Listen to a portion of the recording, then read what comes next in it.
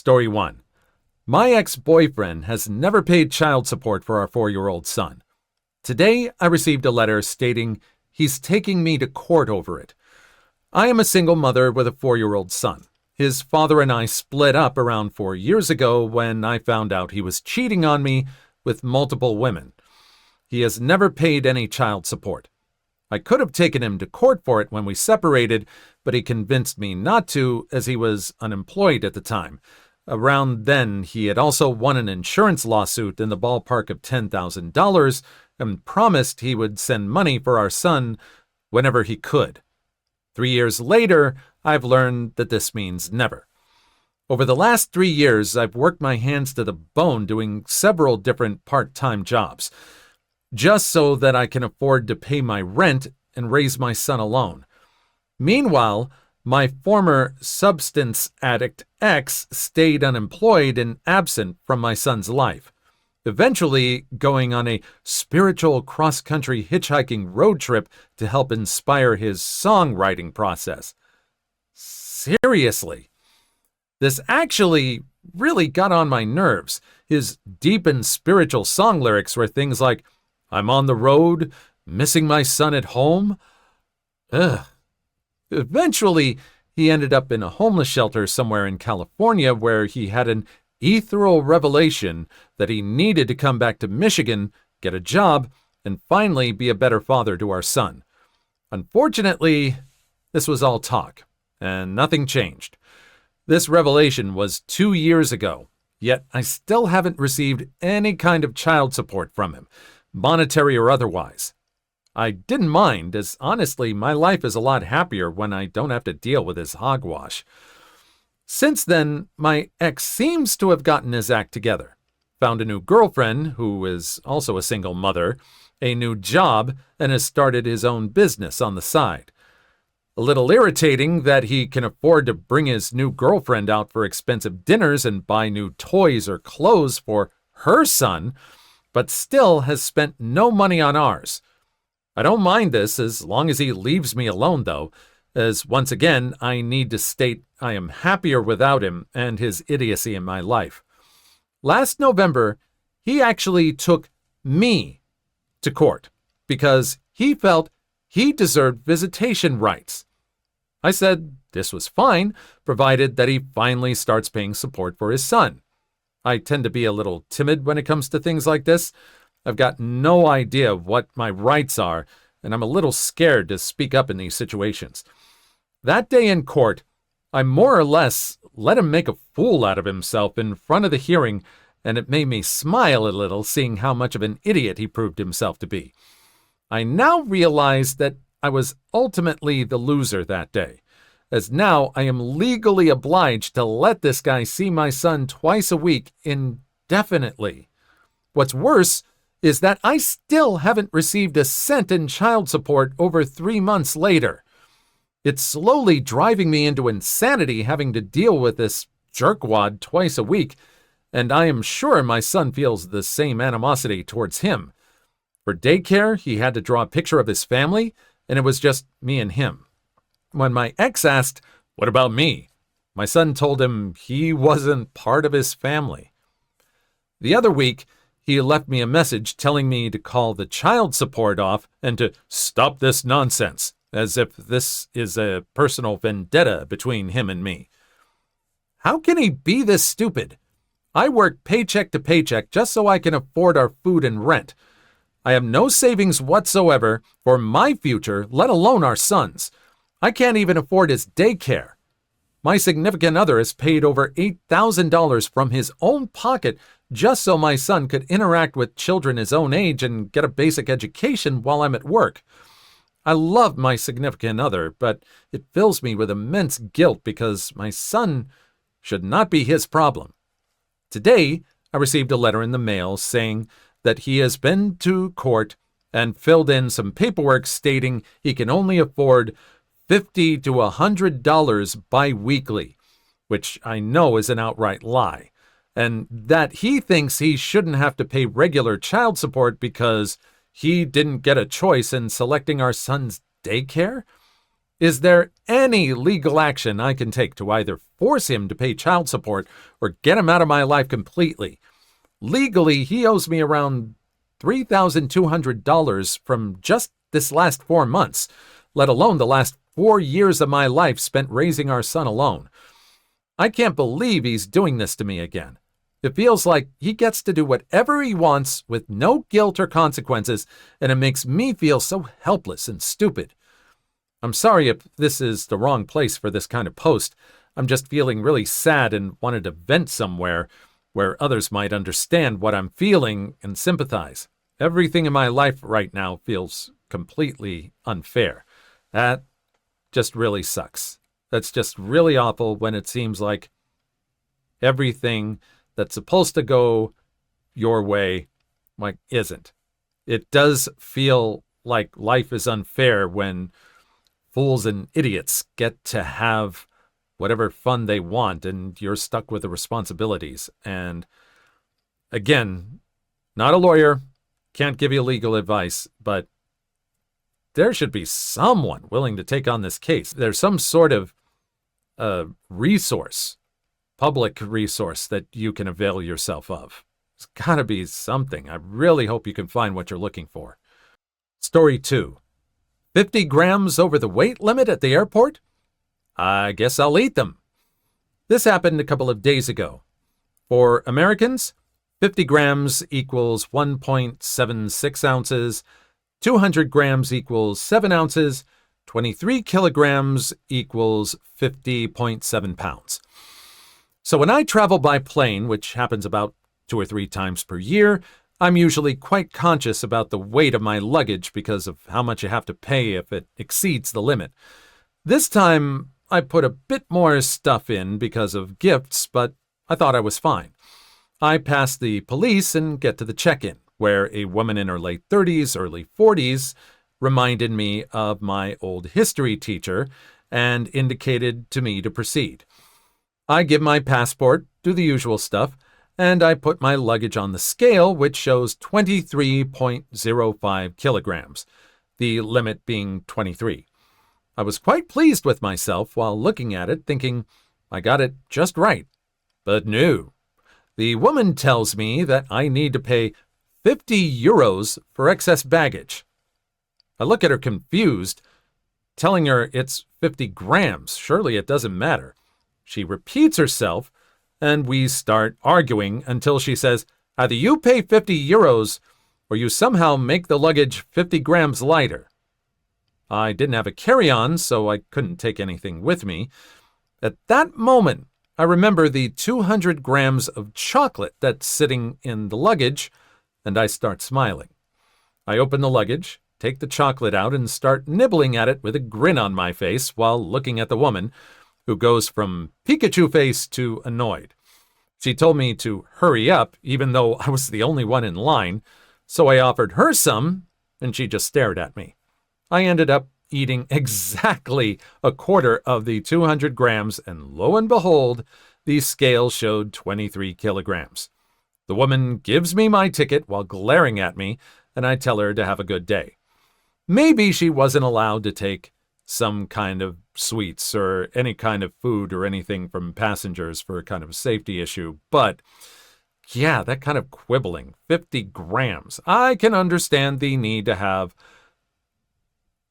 holds on luggage to keep the plane in the air, possibly, or not give them any trouble. But 50 grams? Yeah, there should be some leeway, shouldn't there? Just a little bit? Just a little bit? Not even that much chocolate is allowed? It's kind of unfair. Story 3. Company recruits me for senior position, brings me to their HQ, project gets canceled while I'm interviewing, and I'm supposed to pay for the trip? I don't think so. During the dot-com boom in the late 90s, I become somewhat well-known for my expertise with a now somewhat obsolete networking technology. I ended up getting heavily recruited by a big telecom firm in Denver to run the technical side of a huge networking project they had underway. After multiple phone interviews, I was invited out for the big in-person sit-down, a 2-day affair where I met the big dogs, other techies, HR, etc. It was a pretty killer opportunity. Took the trip. First day of meetings went great. I felt it was a great match, etc. I did sense there was some tension between two groups over network architecture. It turned out that was one of the reasons they were bringing in someone more senior who could finalize the approach and get the project moving. That was fine. All part of the job. Whatever.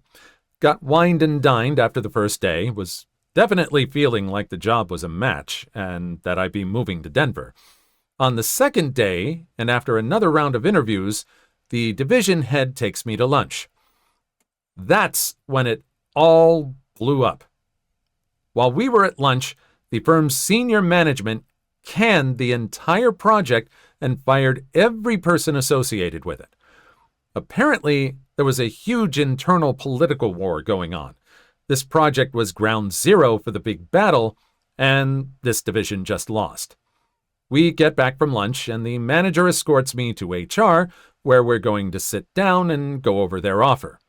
Instead, he's told what's going on and that he's out of a job along with everyone else on the project. At this point, I was told to leave. No apologies. It was just bad luck for me. What the hell? Okay then, I'm gone. I get back to the hotel and there's a voicemail for me asking me to call their HR people. I'm ticked, but I call. They tell me they've had to cancel my return ticket and that I need to pay for the hotel myself for now, but that if I would submit an expense report, they might be able to get me a check. There's a second voicemail from the front desk asking me to provide a credit card for the stay. I then get a call on my cell phone from the car rental company, which I didn't answer. Turns out they also wanted my credit card. Frack that. I called the airline and they said my reservation had indeed been canceled, but they also acknowledged that the reservation was paid for using a fully refundable ticket, which I was holding, and which back in the 90s was essentially as good as cash. Said they wouldn't know for certain if I could board until I showed up at the counter with the physical ticket. Great. Just fracking great. I'm on the hook for several thousand in airfare, nice hotel, and rental car after taking several days of vacation from my job for this interview. I don't think so. Here's the revenge. I packed my bags and loaded up the rental car, left the keys in the hotel room door, drove the rental car back to Dallas, stayed overnight in Amarillo, dropped the rental at the Hertz lot at DFW Airport, took the shuttle to the terminal I'd left my car at, and drove home. Over the next few months, I got several nasty phone calls from their HR and accounting departments demanding I pay them back for the trip, including paying for the $700 drop-off fee for the car. Never answered them, of course, just let them go to voicemail. Eventually got a demand letter from their legal department, paid an attorney a nominal fee to send them a demand for compensation, threatened a lawsuit letter, never heard from the firm again. Side note, the ticket itself was still valid. I ended up selling it to a friend at a big discount and he was able to use it.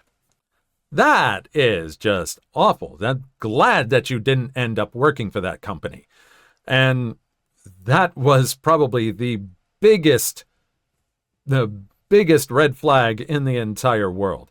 I've had interviews where people have had arguments, work political arguments right in front of me. Huge red flag right there. And thankfully, I didn't take those jobs. So great on you for surviving that. Story 4. Am I the a-hole for removing my daughter's bedroom door because she won't stop slamming it? I, 40 female, have 3 kids. Maggie, 14 female, Levi, 12 male, and Charlie, 10 male. Not their real names. Levi and Charlie share a bedroom, and Maggie has her own room as the oldest and also only girl. Maggie is a great kid. She does her homework, helps with chores without too much complaint, and doesn't bug her little brothers too much. The issue is that she will not stop slamming her bedroom door.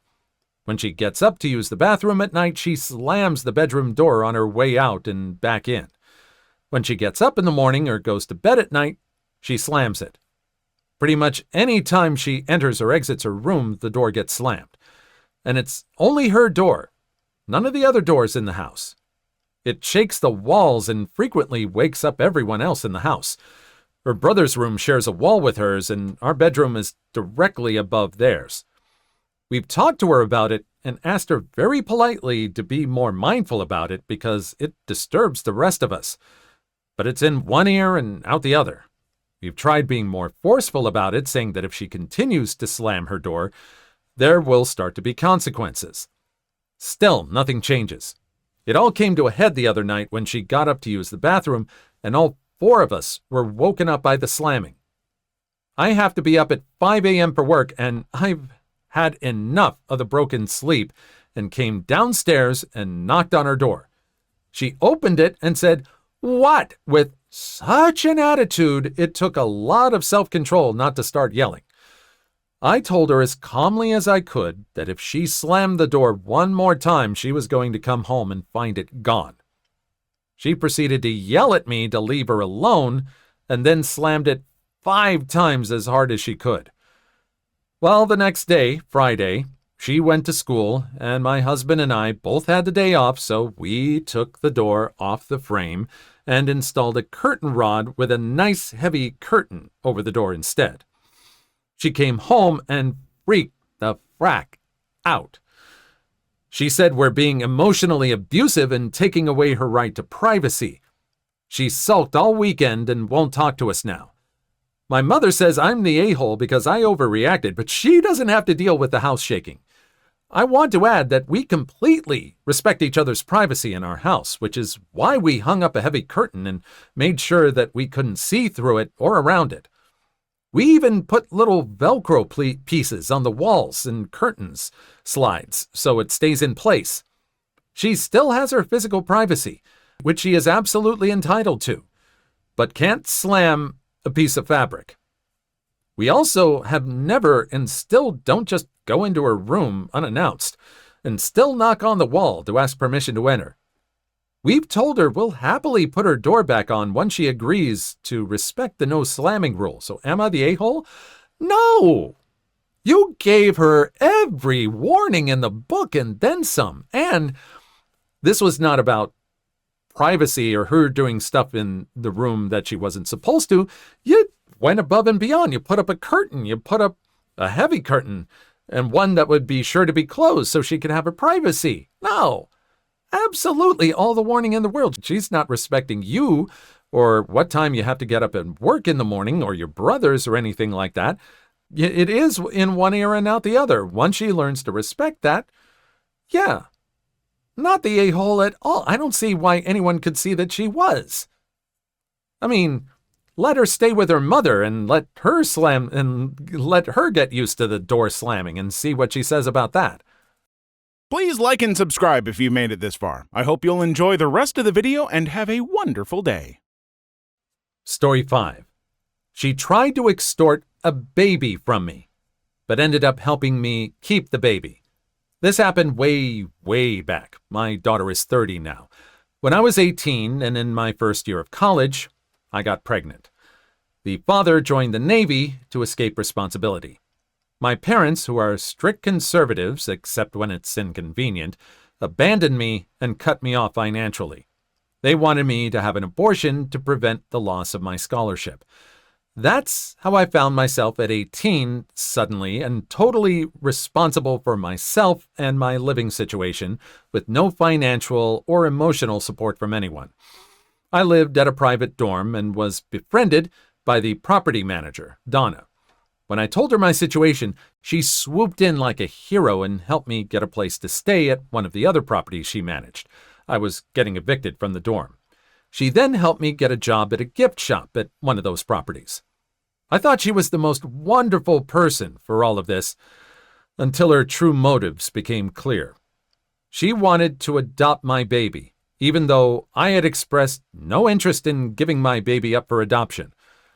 After a few weeks of work, she launched a campaign to convince me I was unfit to be a mother and that my baby would be so much better if I let Donna have it.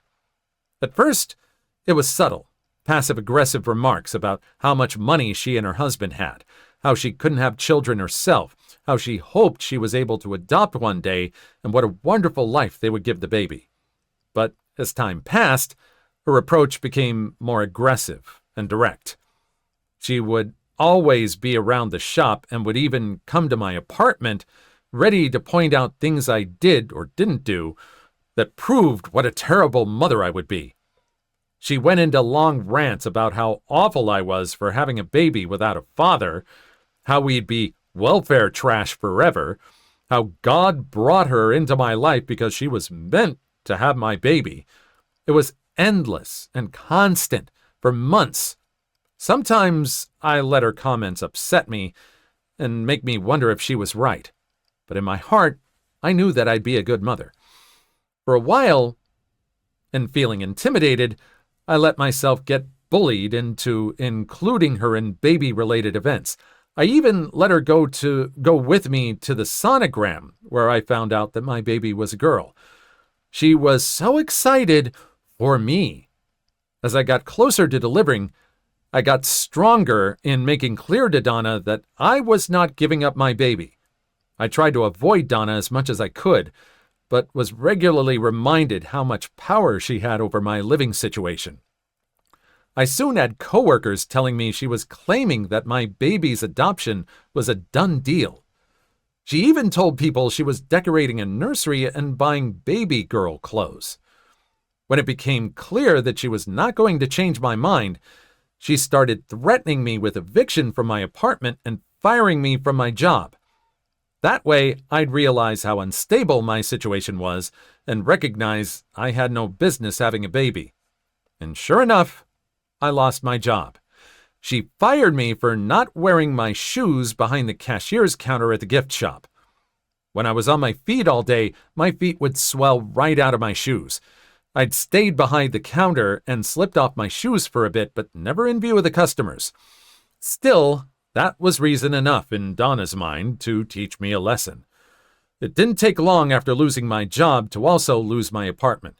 I ended up couch surfing and even spent some time homeless until I got some housing assistance. In the meantime, I had gone to the EEOC and complained, and they helped me mediate with the owners of the gift shop property. As a result, Donna got fired from managing that property, and I got months of back pay and some extra money for my trouble in exchange for not full-out suing them. This small cash windfall turned out to be a huge blessing that actually enabled me to survive financially until I had my baby and could get back in school. Donna firing me was the best thing that could have ever happened. I saw her years later, and she was still childless. Best revenge? My daughter is now getting ready to graduate, full scholarship and magna cum laude, from a top law school. Turns out being raised by a single mom is not as awful as Donna thought. Bravo! Way to persevere and way to stand up for yourself. That's just awful how someone was doing that with such ulterior motives. She thought she could just bully this single mother and terrify her into giving up a kid. And all these years later, she's still childless. No one else, well, they probably got a whiff of her personality and decided this wasn't the best person to leave a baby with. Story 6. School wants my son's Facebook password and email and also wants us to hand over any phone or computer that he's had access to in the last year. What the hell? My son is 15. Today, I received a phone call from the school telling me that they're doing an investigation into a series of very serious incidents that happened last year, and they would like to have the password for my son's Facebook account. Also asking me to disable two-step verification if his account has it. They also said it would be really a great help if I hand over any phones, tablets, or computers that my son has had access to in the last year, removing any passcode or login restriction. I was shocked when I heard this. I asked about the incident, and I was told that they can't tell me since it doesn't directly concern my son, that they only seek this to see if there has been any mention of it in the communications that my son has had with his friends, which might help them uncover some information. I declined, told them that I'm happy to talk to them about the incident in person if it concerns my son, but other than that, this is very unreasonable and really none of our business. I was told something along the lines of, I strongly recommend you to help us. This is a very serious issue for a few other students, and to be honest, your refusal will have some consequences. I'm mostly talking about your son's future at the school in the coming school year, but also potentially legally. I really hope you cooperate for all our sake. I told her to send us what they want in writing. She said that she hopes we're not trying to make this difficult, as lives are on the line here. I insisted that I want it for my records. She said they might do that. So my question is, what the hell? They can't be serious about this. My instinct is to get a lawyer if we receive anything in writing, but really what I'm wondering is, how far can they go in this so-called investigation? Let's say when school starts, my son takes a phone or iPod to school. Can they confiscate and look through it? Can they force him to reveal the passcode to it or force him to use his fingerprint to unlock it? How do I make sure they can't just invade our privacy like that? Your first instinct was right. Lawyer up. Lawyer up. Do what you gotta do. And if you can afford it, it sounds like they're really reaching for some kind of information on this, and he just seems to be an innocent bystander. And definitely tell us what you said in writing. Give us all of that so you have something for the lawyers. Say, I won't do this unless I have something like this in writing for my records. And then get a lawyer to look over that. It really sounds completely illegal. Please leave your story in the comments. I would love to make a video on them in the future. Also, don't forget to like and subscribe.